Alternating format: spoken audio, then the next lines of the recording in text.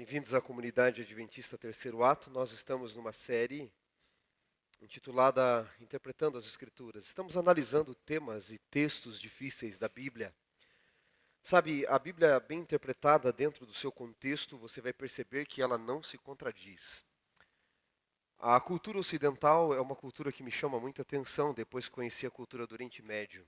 Nós aceitamos tanta coisa sem evidências, sem análise, sem exegese. E aceitamos tantas coisas que parecem não fazer sentido. Outro dia uma amiga me falou assim, eu não sei como você consegue acreditar na Bíblia. Por que você acredita na Bíblia? Eu disse a ela, nenhum livro foi tão discutido, perseguido, tão debatido, e estudado, e criticado, e verificado quanto a Bíblia. Nenhum deles. Se nós lançássemos o mesmo peso que lançamos a Bíblia aos livros de Sócrates, de Platão, nenhum deles teria existido. Mas nós os aceitamos sem questionar. Isso se dá também à forma de criticidade que a academia tem colocado na mente dos nossos jovens. Eu tenho participado do mundo acadêmico como professor e como aluno. Boa parte dos nossos alunos não estudam nada além de Marx, Rousseau, Kant, Bourdieu e Nietzsche. Há uma outra infinidade de filósofos que os acadêmicos não colocam nas mãos deles. E essa mesma amiga que dizia não crer na Bíblia, no final da conversa, disse assim para mim, qual é o seu signo? Percebe? Nós não acreditamos em coisas tão debatidas, tão estudadas, quanto a Bíblia. Nós preferimos acreditar que os astros regem a nossa vida. Há um filósofo chamado Ravi Zacarias, você deveria estudá-lo. Em um de seus livros, Por que Pensamos, a Forma que Pensamos, ele conta a história de um dia em que ele estava dando uma palestra em Oxford sobre a criação, o criacionismo. E uma estudante de doutorado de biologia foi questioná-lo no final e disse, doutor, tudo bem, eu sou fulana de tal, estudante de doutorado em biologia, e eu fui enviado aqui para criticar a tua palestra. A minha orientadora, ela é evolucionista e pediu para que eu criticasse a tua palestra. Ele disse, bom, então pode criticar, não há problema. Ela disse, há um problema sim. Qual? Perguntou ele. É que eu concordei com tudo que você falou. Ele disse, então, por que você não escreve sobre isso? Ela disse, não posso. Eu vou perder a minha bolsa. Jesus, quando esteve diante de Pilatos, Pilatos perguntou para Jesus, és tu o rei dos judeus? Qual foi a resposta de Jesus? Dizes de ti mesmo ou porque outros te disseram? Sabe o que Jesus estava fazendo? Levando Pilatos a pensar por ele mesmo. A sua visão a respeito de mim é uma opinião sua ou é porque outros te disseram? Eu tenho entendido ao viver no mundo acadêmico de que a maioria dos professores em nossas universidades não querem que os nossos jovens pensem. Ao contrário, querem que os nossos jovens pensem como eles. Isso não é academia. Jesus olha para Pilatos e diz, ao receber a pergunta, és tu o rei dos judeus? Jesus diz, você fala isso por você mesmo? Ou você está seguindo a opinião dos outros? Mais uma vez, bem-vindos à comunidade Adventista Terceiro Ato. Eu não quero que você pense algo porque eu penso, porque eu expus aqui, mas nem porque professores ou alguém te disse.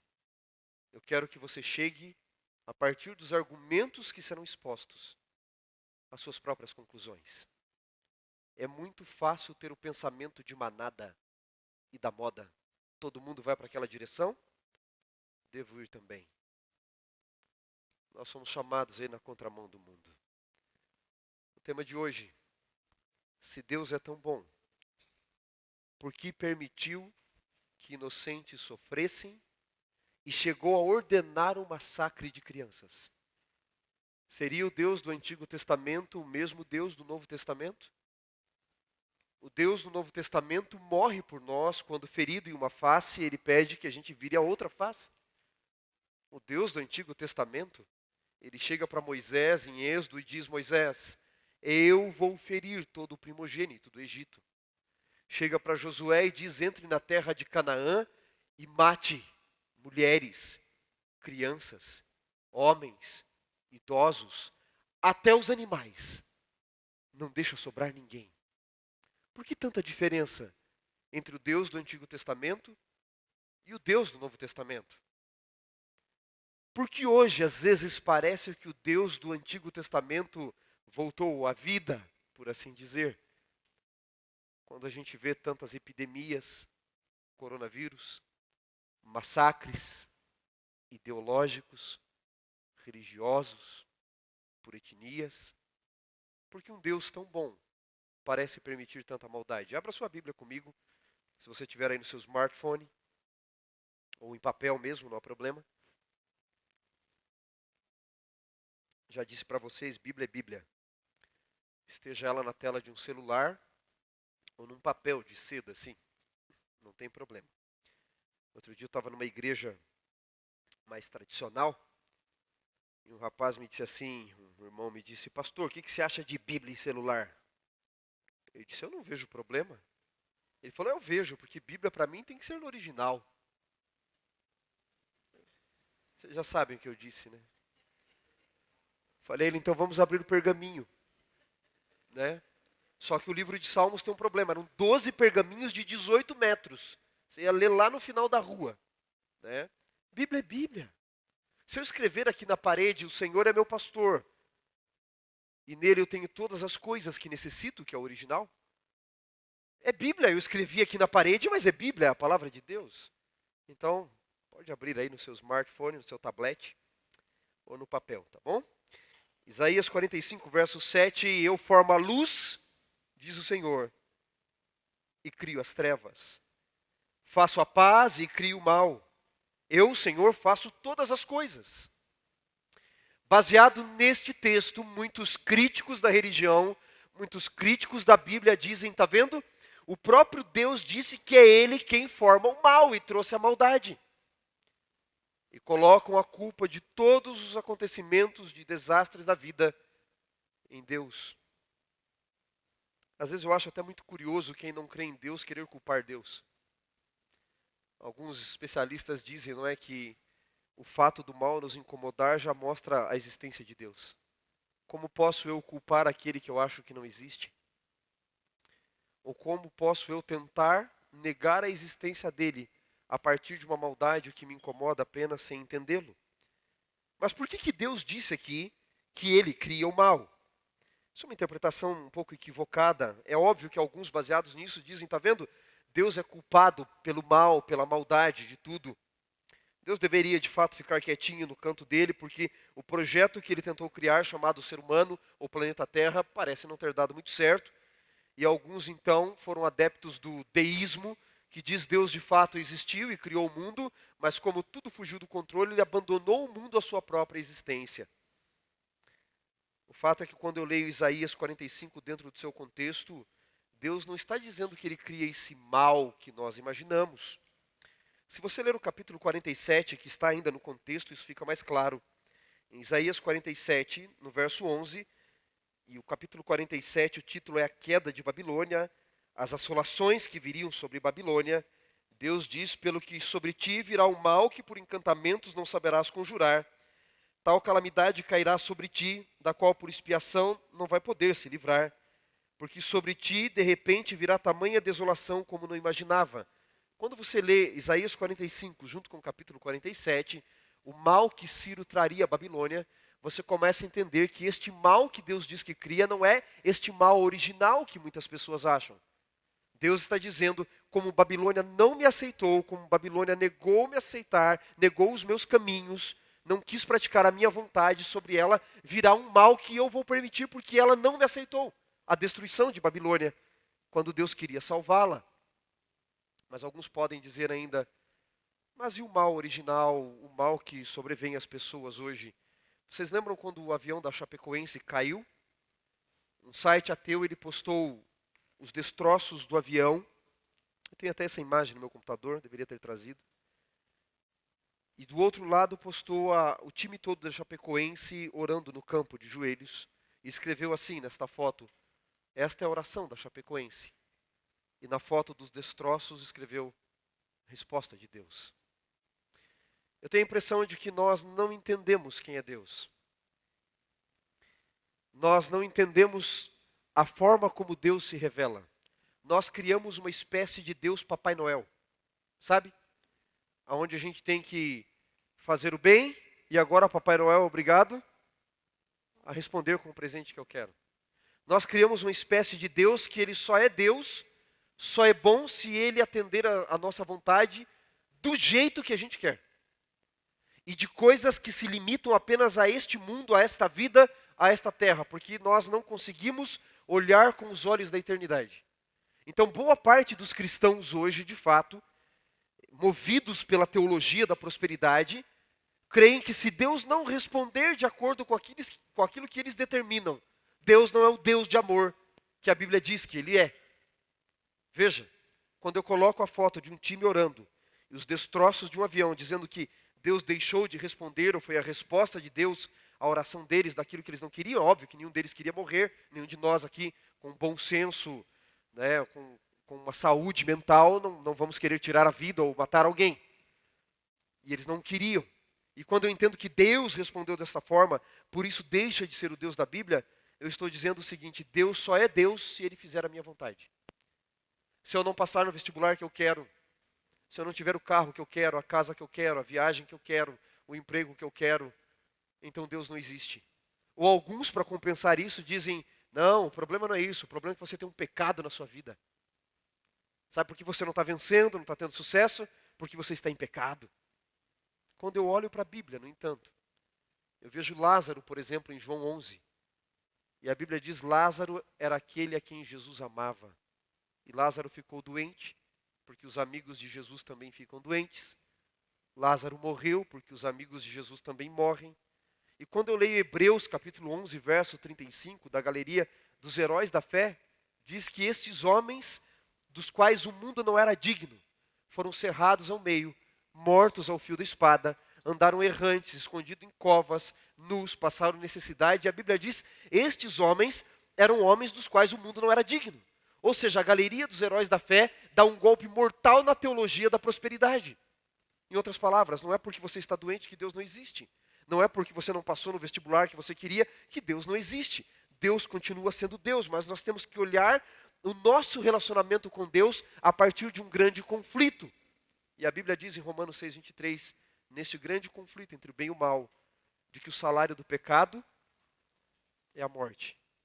Portanto, todos aqueles que pecaram merecem a morte. Esse é o nosso salário. Tudo além disso é lucro. Mas este Deus de amor, além de não nos matar, o que Ele faz, segundo a Bíblia? Ele desce a esta terra para morrer no meu e no seu lugar. Essa foi a maior injustiça de todos os tempos. A maior injustiça da história. Um inocente morrendo no lugar de culpados. Aí Ele nos dá o direito à vida eterna para aqueles que aceitarem, é óbvio. E você então o aceita e começa a segui-lo. E aí, agora que eu vou segui-lo e tenho direito à vida eterna, eu vou ter tudo o que eu quero neste mundo? Lembra do Salmos 23 que eu falei agora há pouco? Qual é a tradução original do Salmos 23? O Senhor é o meu pastor, e a gente traduz: nada me faltará, né? Não está assim. No original está: o Senhor é meu pastor, e eu tenho nele tudo aquilo que eu necessito. Notem, eu não sei na sua vida, mas na minha vida eu nem sempre tive tudo aquilo que eu quis. Mas ao olhar para trás, eu vejo que Deus me deu tudo aquilo que eu precisei. O Senhor é o meu pastor, e eu tenho tudo que necessito. Se ao seguir a Deus eu tenho vida eterna, já estou no lucro, direito à vida eterna. Mas e agora? E se meu avião cair? Eu estou falando isso, vou tomar um avião daqui a alguns dias, né? Mas é verdade, né? Como diz um professor meu, eu não creio nas bruxas pela elas ai. Notem, sirva a Deus. Aí eu estou lá no avião, vai cair, eu digo: Senhor, se o Senhor existe, por favor, não deixe o avião cair. Veja, Deus é Deus mesmo se o meu avião cair. Deus é Deus mesmo que amanhã eu vá no médico e Ele olhe para mim e diga: Wanderson, você tem um câncer. Deus é Deus mesmo que eu saia na rua daqui a pouco e alguém encoste uma arma no meu peito e me dê um tiro. Ele continua sendo Deus, sabe por quê? Deus nunca disse que nesse mundo você e eu não passaríamos pelo vale das sombras da morte. Aliás, o mesmo salmo que eu mencionei, que diz no centro desse salmo: ainda que eu ande, não diz jamais andarei, mas ainda que eu ande pelo vale das sombras e da morte, eu não preciso temer. Por quê? Porque no final dos salmos há uma esperança, e qual é? Eu habitarei para sempre na casa do Senhor. Vocês sabem, o Salmos 23 está numa estrutura quiástica. Aqui é a letra X no grego. O X ele é igual nas pontas, embaixo tem um centro, certo? Então tudo que está no início está no final e você tem um centro. Então qual é o primeiro verso do Salmos? O Senhor é o meu pastor. Qual é o último? Habitarei na casa do Senhor. Então ele está dizendo, porque Deus é o teu pastor, não significa que você vai ter tudo. Significa que um dia você habitará na casa dele. E neste dia, quando isto se cumprir, então o que Deus fará? O seu cálice transbordar, ou seja, aí você não terá falta de nada. Mas qual é o centro desse salmo? É que na sua vida e na minha vida hoje, nós vamos andar pelo vale das sombras e da morte. Deus está nos dizendo, portanto, eu não crio o mal original, não é nada disso. Aliás, dá um pulinho em Jeremias 29:11, por favor. Jeremias 29:11. Ali Deus diz, eu é que sei o pensamento que tenho ao seu respeito, pensamentos de paz e não de mal, para dar o fim que vocês escolherem. Veja, o que é que Deus deseja para você de verdade? Coisas boas. Mas nós estamos no mundo real e não no mundo ideal que Deus criou, o mundo edênico. E nesse mundo real nós temos câncer, coronavírus, estupro, assassinato, desigualdade, injustiça, fofoca, perseguição. Essa é a realidade do mundo e infelizmente os filhos de Deus vão passar por isso. O próprio Jesus sofreu a injustiça deste mundo. Então Deus diz, eu criei um mundo ideal, mas as pessoas escolheram errado e você nasceu nesse mundo injusto. Mas eu quero te guiar de volta para este mundo ideal. Mas enquanto você e eu estivermos neste mundo, nós vamos passar por assolações. Se você e eu passarmos por dificuldades, se muitos sonhos da vida não se realizarem, se doenças nos acometerem, significa que Deus não existe? Não. Significa que o mal é uma realidade neste mundo, mas que há uma solução para este mal, a segunda vinda de Jesus. Por isso nós temos que viver com a perspectiva da eternidade. Eu gosto muito quando C.S. Lewis, no livro Cristianismo Puro e Simples, ele diz, se a esperança que se tem fosse apenas para esta vida, se não houvesse mais nada para sonhar, mais nada além para acreditar, que esperança mais perdida. Eu prefiro crer que Cristo vive e vai voltar. Portanto, senhores, nós temos que entender que no meio desta batalha, o Senhor é o nosso pastor e nós temos tudo aquilo que nós necessitamos. Necessitamos, não tudo aquilo que nós queremos. Mas que os Salmos termina dizendo que um dia, embora no meio dele diga que nós vamos andar, sim, ainda que eu tenha que andar pelo vale das sombras da morte, ele tem uma esperança, qual? Um dia eu habitarei na casa do Senhor para sempre. É esta jornada com a promessa de algo melhor. E nós temos que passar por essas agruras deste mundo. O Bauman, ele diz um texto fabuloso o seguinte: a marca da nossa ignorância é a nossa profunda crença e desespero em meio aos sofrimentos da vida, às injustiças da vida. A marca da nossa ignorância é exatamente a nossa profunda crença nas injustiças, desigualdades e sofrimento da vida. Aí ele termina dizendo, porque aquilo que a lagarta chama de o fim da vida, o mestre da vida chama de borboleta. Eu gosto de um texto da autora americana Ellen White, onde ela diz, as dificuldades da vida são cobreiras de Deus na modelação do nosso caráter. E alguns de nós jamais conheceríamos a Deus, senão pelas agruras da vida. Alguém aqui gosta de academia? Tem alguém aqui que gosta? Pastor, até quero, mas ir, aí é outra coisa, né? Como é que músculo cresce? Dormindo em casa, comendo 2 hambúrgueres, alface, queijo molho especial, cebola picles e um pão com gergelim? Aí é fácil, né? É dor. E neste mundo, infelizmente, o crescimento passa também pela dor. Alguns mais, outros menos, pelas questões e escolhas da vida, às vezes até por escolhas e questões dos nossos pais, porque esse mundo é injusto, muitas vezes pelas nossas, mas é assim mesmo, sabe? Eu sou filho bastardo. Eu sou filho bastardo. Meu pai tinha 50 anos, minha mãe tinha 20, uma jovenzinha aventureira. Eu brinco com a minha mãe que ela era destruidora de casamentos, porque ela teve 4 filhos com 3 homens casados. Né? A minha mãe era um perigo, deixou o marido perto dela, já era. Espero que ela não veja esse vídeo que eu vou ser deserdada. Mas ela teve uma filha, não podia criar, ela não tinha religião, perdida na vida, não tinha crença em nada. Estava lutando. E essa fala foi para garantir a herança agora. E aí minha avó criava a minha irmã mais velha. E eu nasci. Minha mãe se encontrou com meu pai, um homem casado, com filhos mais velhos que a minha mãe. Eu nasci. Um filho bastardo. Talvez alguns aqui sejam também como eu. Filhos fora do casamento. E meu pai voltou para a família dele, é óbvio. E minha mãe não podia criar a minha irmã e a mim. Já tinha a minha irmã que meus avós cuidavam. E ela ajudava um pouquinho financeiramente.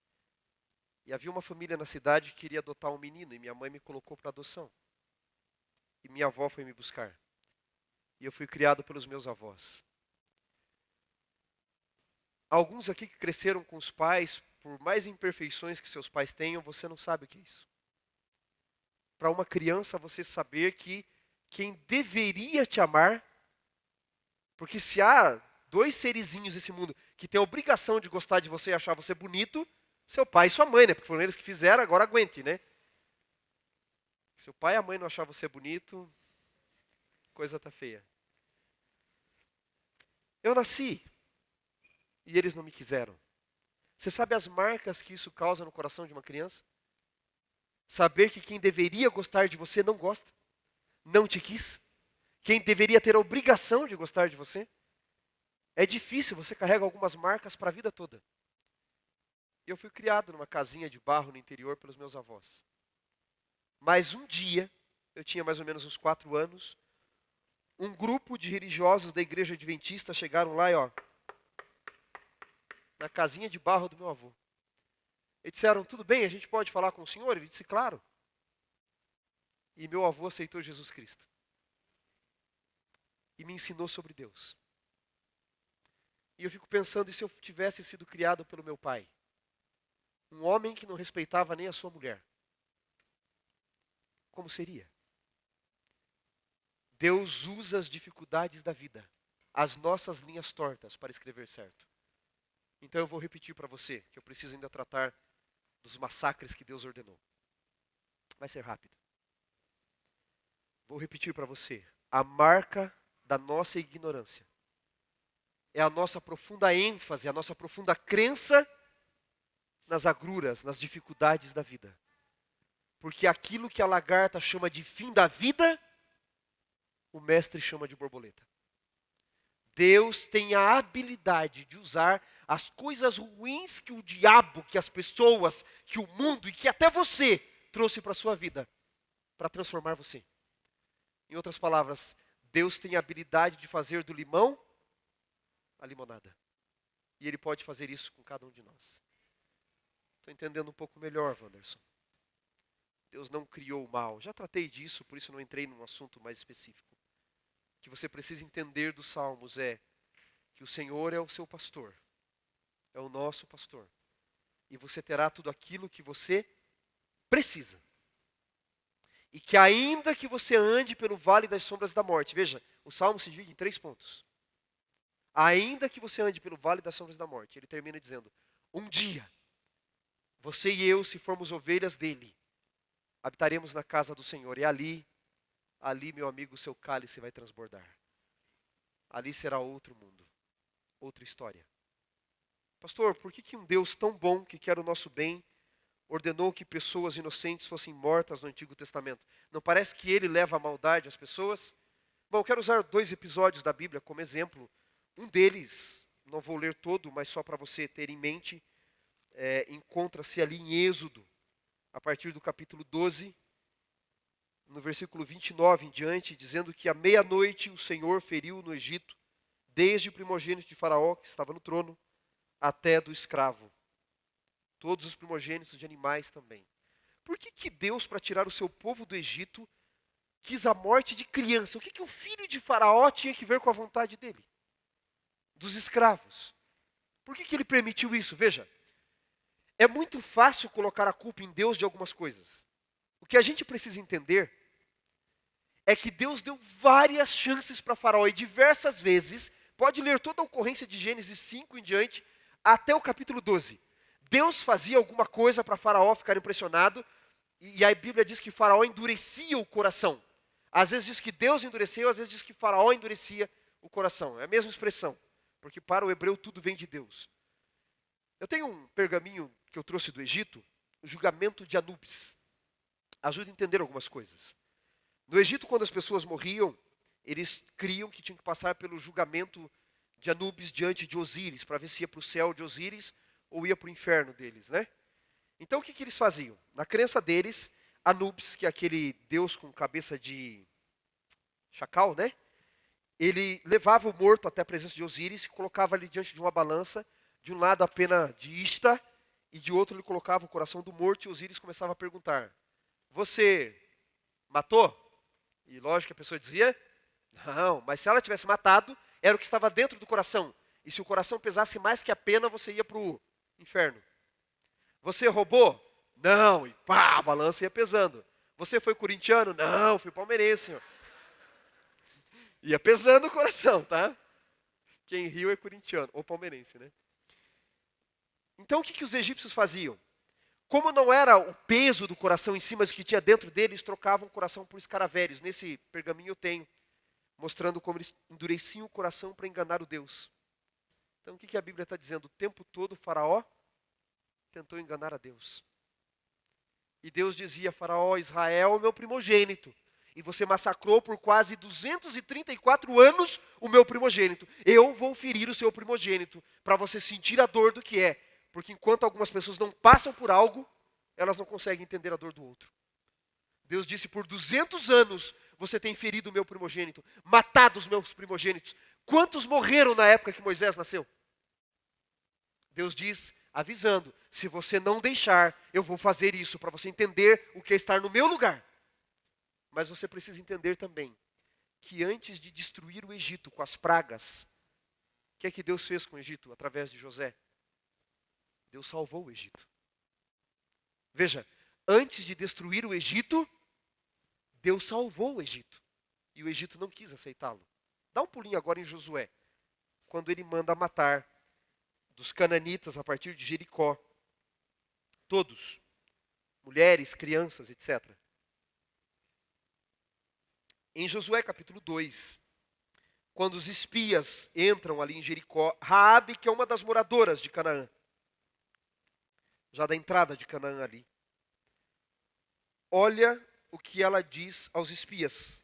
Raabe, uma prostituta em Jericó, que estará salva porque aceitou a Deus. Raabe diz assim, a partir do verso 8. Antes que os espias se deitassem, ela foi ter com eles e disse: eu sei que o Senhor vos deu esta terra. Veja, os cananitas sabiam. Eles não foram pegos de surpresa. E o pavor que vocês colocam caiu sobre nós. E todos os moradores da terra de Canaã, estão desmaiados. Porque nós ouvimos que o Senhor secou as águas do Mar Vermelho, quando vocês saíram do Egito. E o que fizeram os reis dos amorreus, Seom e Og, que estavam além do Jordão, o qual vocês destruíram. E ouvindo isso, desmaiou o nosso coração, e em ninguém mais há ânimo algum, por causa da vossa presença, porque o Senhor, vosso Deus, é Deus acima dos céus e embaixo na terra. Notem, por 40 anos, enquanto eles vagaram para o deserto, Deus fazia com que suas maravilhas fossem ouvidas na terra de Canaã. E Raabe é testemunha dizendo: nós ouvimos que há 40 anos Deus secou o Mar Vermelho. Nós ouvimos as maravilhas, tudo que Deus tem feito. E Raabe diz: eu quero aceitar a Deus. E se eu aceitar, sendo moradora de Canaã, Deus pode me salvar? Pode ou não pode? Deus salvou? Salvou Raabe e a família. E os outros que, como Raabe, tinham ouvido e não aceitaram? Por 40 anos Deus esperara. E a maldade havia se alastrado na terra. Agora note uma coisa, Deus precisa agir diante do pecado. Deus tem várias características, duas principais. Deus é amor e a justiça. Por que que em Deus tem que se encontrar o amor e a justiça? Por quê? Porque amor sem justiça, ou você pode traduzir por misericórdia sem justiça, é fraqueza. Mas justiça sem misericórdia é tirania. Então Deus não pode ser tirano, mas não pode ser fraco. Ele tem que ser justo e amoroso. Deixa eu contar uma parábola para vocês para encerrar. Num desses estados americanos, no passado aí, em alguns deles até hoje, onde alguns crimes são penalizados com morte, um rapaz havia cometido um crime lá muito sério e ele foi condenado à morte. Mas era um ato isolado, ele era um bom rapaz, um bom cidadão, e muitos cidadãos daquela cidade apelaram ao governador para lhe dar o perdão, o induto do governador, lhe perdoar, lhe salvar a vida. Ele já estava condenado à morte.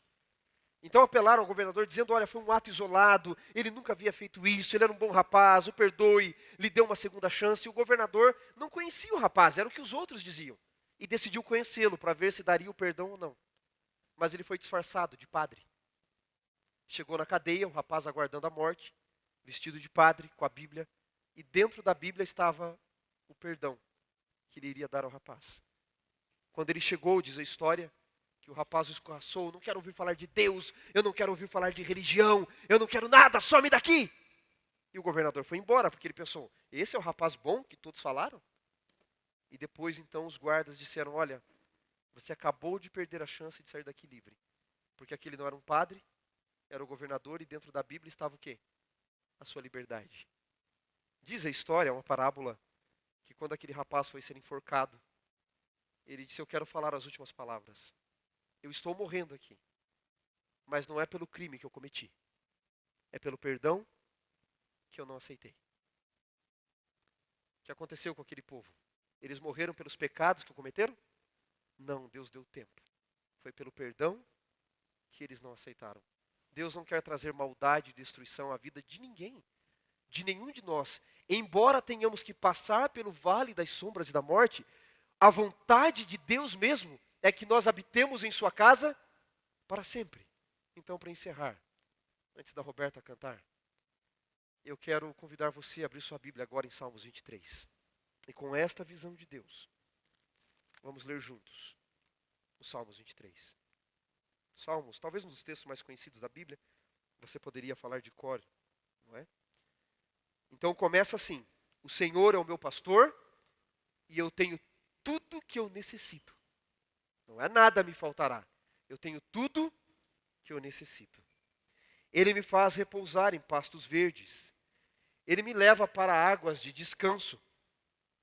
Ele refrigera a minha alma e me guia pela vereda da justiça. Veja, tem gente que só quer o descanso e o conforto, mas não quer que Deus lhe guie na justiça. Deus nos guia em caminhos de justiça, por amor do nome dEle.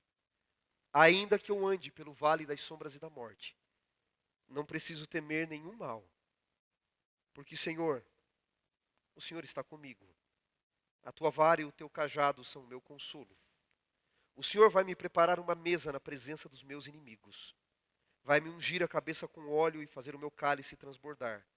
A sua bondade e a sua misericórdia, não a vingança, não a ira, a sua bondade e a sua misericórdia me seguirão todos os dias da minha vida e eu habitarei na casa do Senhor para todo sempre. Se você e eu nos perdermos, não será pelos pecados que nós cometemos, será pelo perdão que nós não aceitamos. Pense nisso. Isso vai passar bem na sua frente.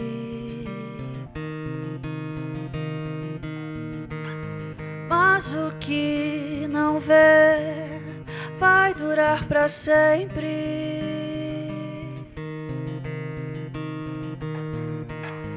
Posso sorrir, mas não sou completo.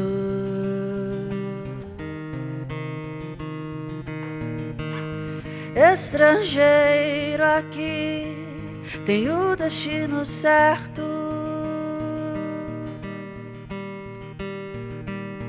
Mostra-me o pouco tempo que me resta aqui desse lado. Mostra-me como a vida é curta e quanto eu sou frágil. Sou viajante com o pé na estrada, um visitante com hora marcada. O tudo do mundo pra mim não é nada. Eu não estou em casa.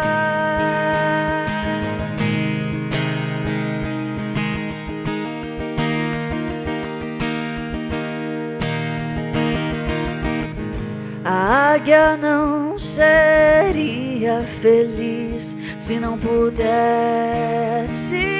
voar. O peixe em terra anseia pelo mar.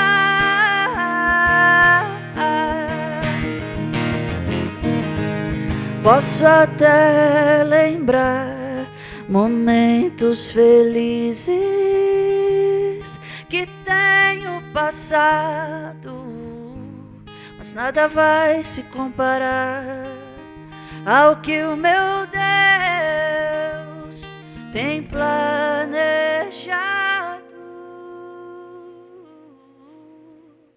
Mostra-me o pouco tempo que me resta aqui desse lado. Mostra-me como a vida é curta e quanto eu sou frágil. Sou viajante com o pé na estrada, um visitante com hora marcada. O tudo do mundo pra mim não é nada.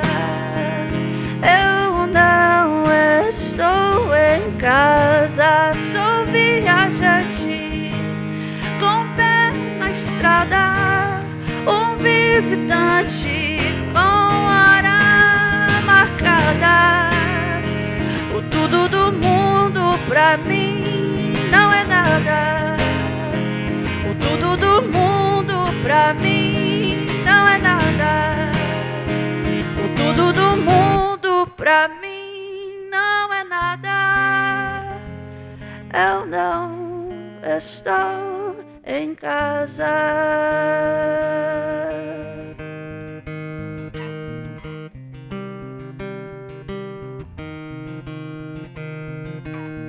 Da linda pátria estou muito longe. Eu tenho de Jesus saudade. Estou seguindo a Jesus Cristo, atrás não volto nunca mais.